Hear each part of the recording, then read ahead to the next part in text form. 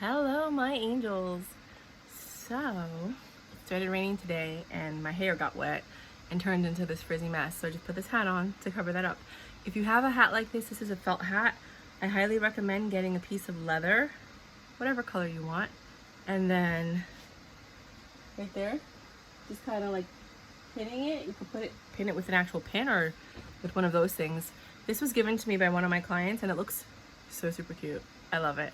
I always put this on when I'm having a bad hair day or I have to like run outside and answer the door and I wasn't expecting anyone to come by. So the reason I put my hat on is because I wanted to talk to you about two things.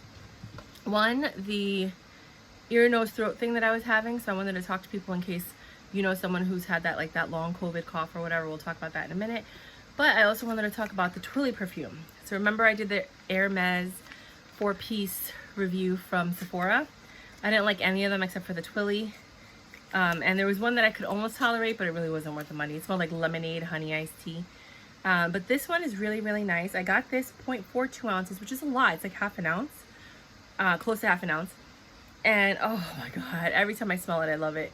And it has a little spray top. And I got it on eBay for $20 plus $5 shipping. It was $25. And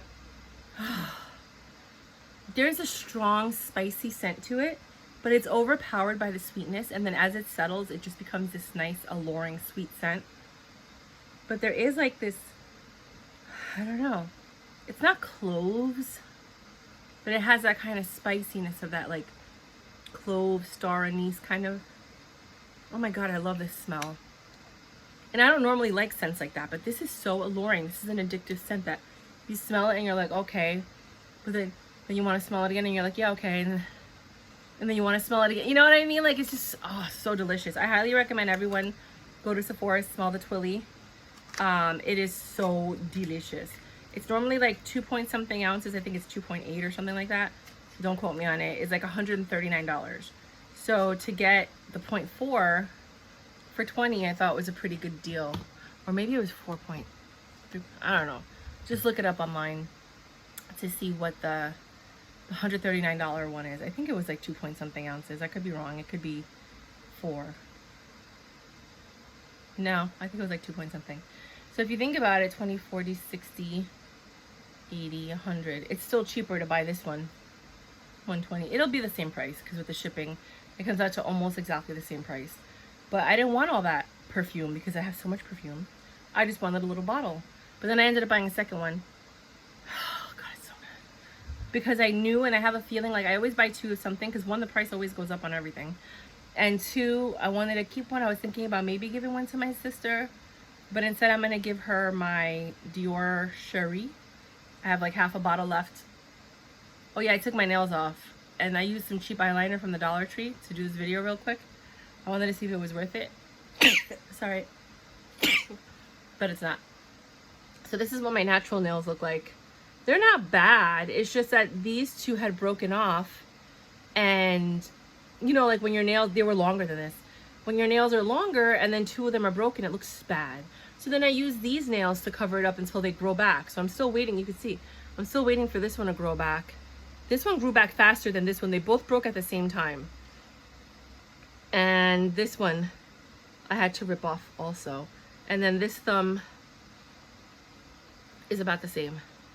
So this is what I know. I always have makeup on my hand. I'm like a 5-year-old. That's what my nails look like before I put the nails on. The next set I'm going to put on is the reindeer to kind of like bring in December.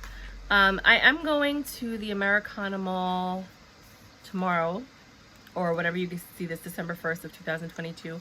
They're having a Champions for Charity event, so if anyone lives in the neighborhood, definitely come by. I'll be at, you know, all of them. It's usually Gucci has the best one because they always have the best hors d'oeuvres, they have the best drinks, they have the best music. It's like the best. Then you go to Brooks Brothers, which is usually really boring, but they have something. Then you go, maybe sometimes it's like hot chocolate, sometimes it's Santa Claus, sometimes it's random, a cookie, just weird. Then you go to Tiffany where they have champagne. Like they always have champagne. And then outside of Tiffany, they have the dogs that you can adopt, you know, so you just go play with the dogs. Then outside of there, they usually have something that they're giving you for free. It could be like hot cocoa or tea or something like that. But there's always like a truck that's giving ice cream, something for free next to the dogs. Then you walk up to Hermes because they always have the best signature cocktails and hors d'oeuvres and things like that. Always a good time at Hermes.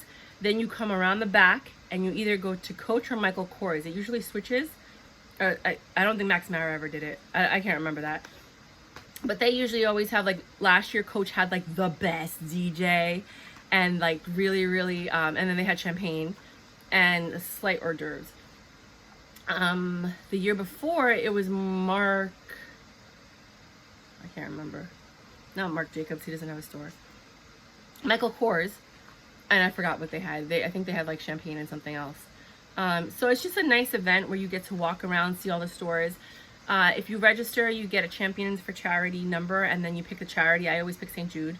Next year, I'm going to pick mine because I started my own nonprofit for the documentary I'm doing. It's called The Indigenous Documentary, but I have to fix the legalities of everything right now because it was my first year doing it, and I just didn't. I just have to fix it all up, send it all in, and then get the nonprofit status.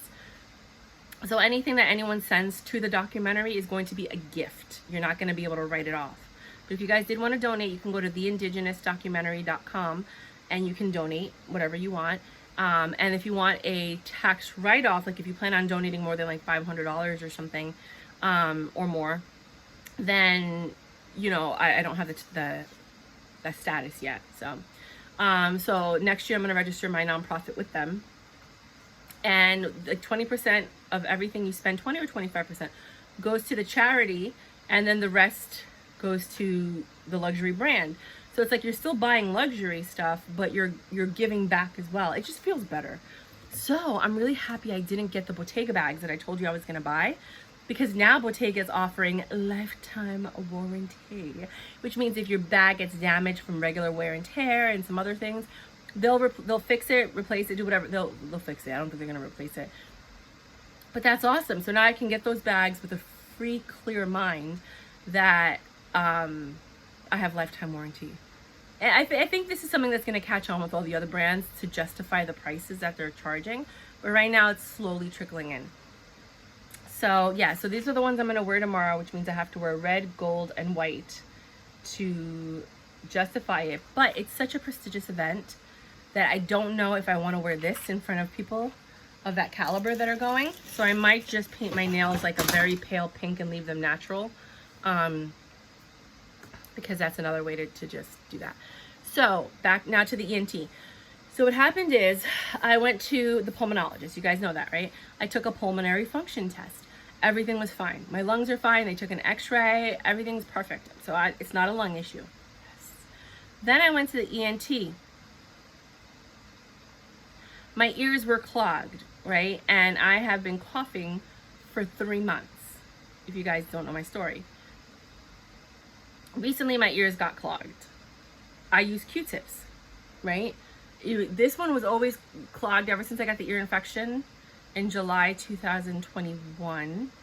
I got an ear infection, and then I've always had and then I got vertigo in December, which I think had something to do with it. And then I just want to tell you the story because this is why.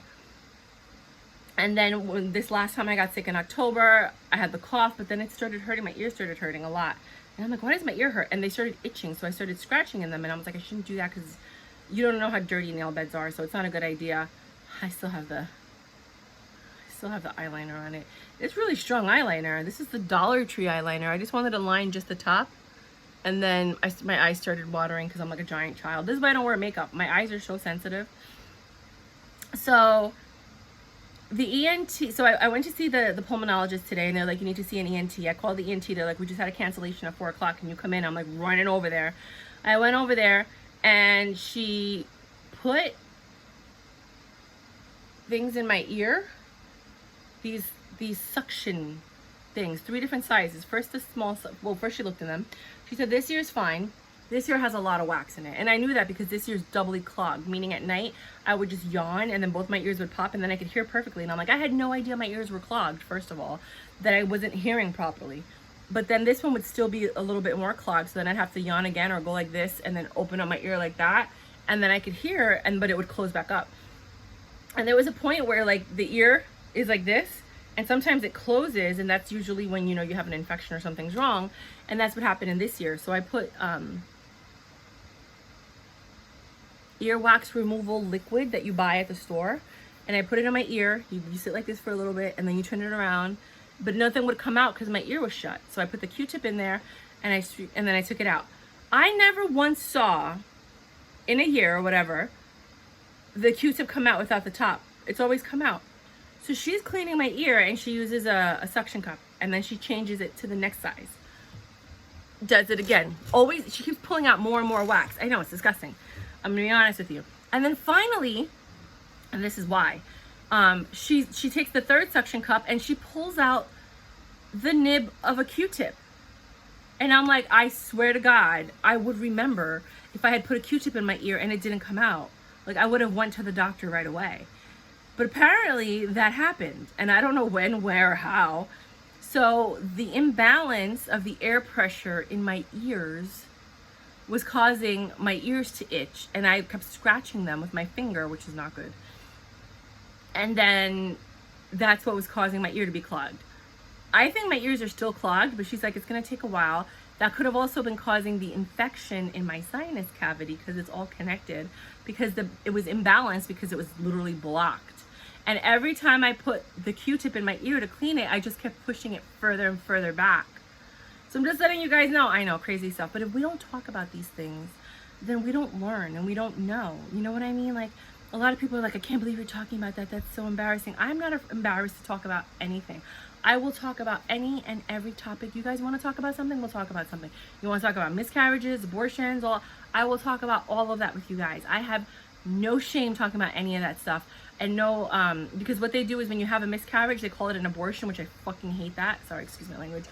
Because it's not an abortion, it's a miscarriage. Completely different, but in their terms, that's what it's called.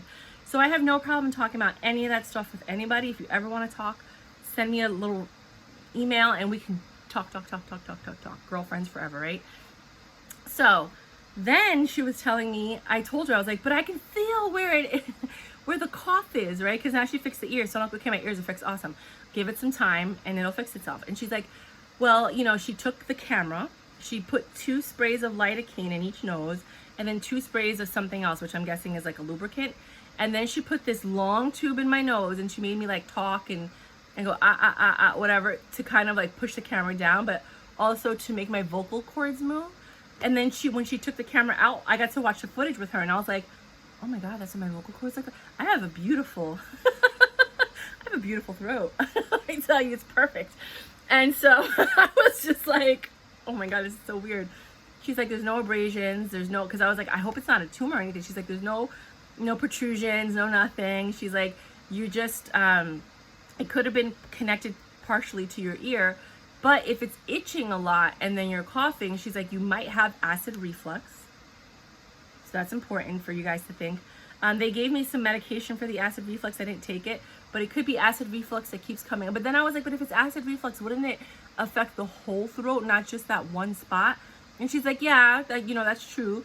She's like, but sometimes, it could be acid reflux that's causing that reaction that makes you want to cough. And I'm not taking that.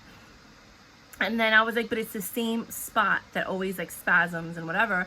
And then she's like, it could be that's the sensitive spot, and you just have a lot of mucus that's building up because your ears are imbalanced, and it's trying to like fix it, and so that creates this mucus to kind of figure out what's going on. I don't know, guys, I'm just repeating to you what she told me. And then that drips down, it tickles my throat in that spot, and then it causes the cough. So she gave me like 4 things to dry up the mucus in my throat, and I'm gonna share with you what they are. 5. She told me to take azelastine.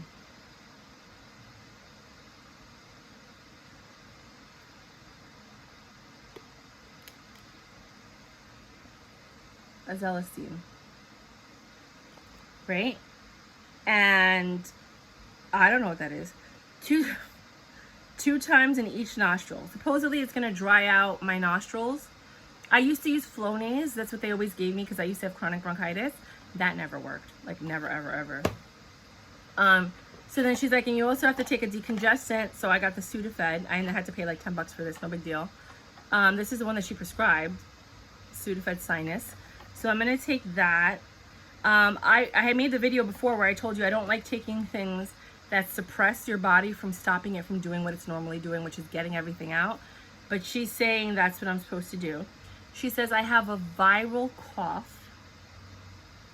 So chances are it has nothing to do with my ear, but she just gave me a reasoning of what it could be because I wouldn't accept the fact that there was no reason for the cough. She said you have a viral cough and it takes time to heal. So it just depends on your immune system and how long it takes your body to heal. But until the virus is out of your body, you're gonna keep coughing. That wasn't good enough for me. So then she gave me all this stuff. And I was like, no, you need to do something. You need to do something. No, we gotta do something. Then she recommended this Med nasal gel, dry nose gel.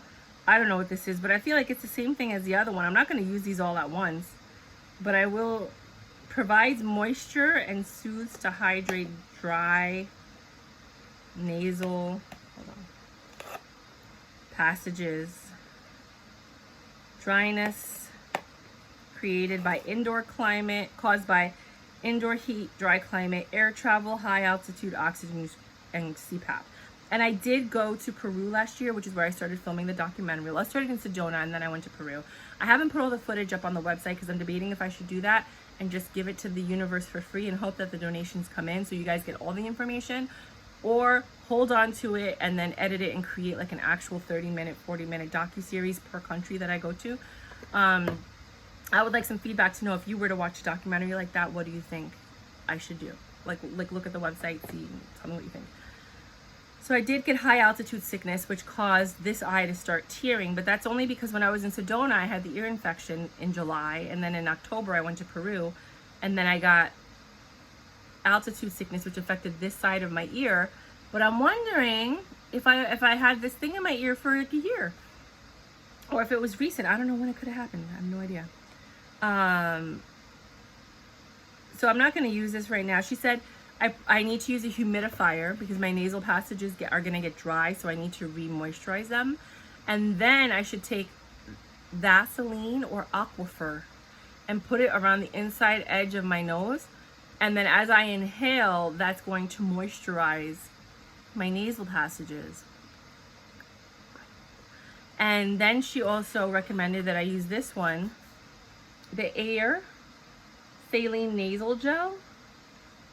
No drip. I don't know. She highly recommends a neti pot with salt water to help clean out the nasal passages, but I don't know. I think those things, you know me with bacteria, I think those things inevitably harbor bacteria. But they say that the salt will kill the bacteria, which is why if the world ever ends, you better stock up on salt, because salt heals, salt hydrates as an electrolyte. It flavors the food that's going to be bland and disgusting. And it was always worth its weight in gold because it keeps away bad things and it helps to fix pretty much anything in the body. Your body needs salt, right? So she's like, you should do a salt wash. I'm always teaching, right? And it's going to be a good commodity to trade if you ever get into like these zombie show scenarios where the world's over and then people go crazy and it's like Mad Max, and then suddenly we get back to civilization. Salt will be a commodity, trust that. So saline nasal gel, no drip. She said I should get a neti pot and then just do the thing. I don't know, that's just weird to me. I know people grew up doing it and they're like, no, it's good. I don't know about that. I would rather just gargle with salt water. I can't imagine putting something in my nose and out of my, I feel like it's gonna irritate everything, right? So clearly I have a runny nose, which is causing the cough, and it's a viral cough. This is what I was told. I'm like, which one is it? But it's nothing, no bacteria, no mold, no irritants and things like that, like are here. Like there's no infection, if that makes any sense, that is present in the nose area. Go figure. So if you know anyone who has long COVID cough, the reason is it's a viral cough and you have to wait for your body to heal. Could be postnasal drip that's causing the cough. So try to dry it out with all these crazy things. Get it like a decongestant. Could be acid reflux. Put some Vaseline and some Aquaphor in the inside of your nasal passages to hydrate it, and get a humidifier. That's it. All right, my loves, until next time. Bye.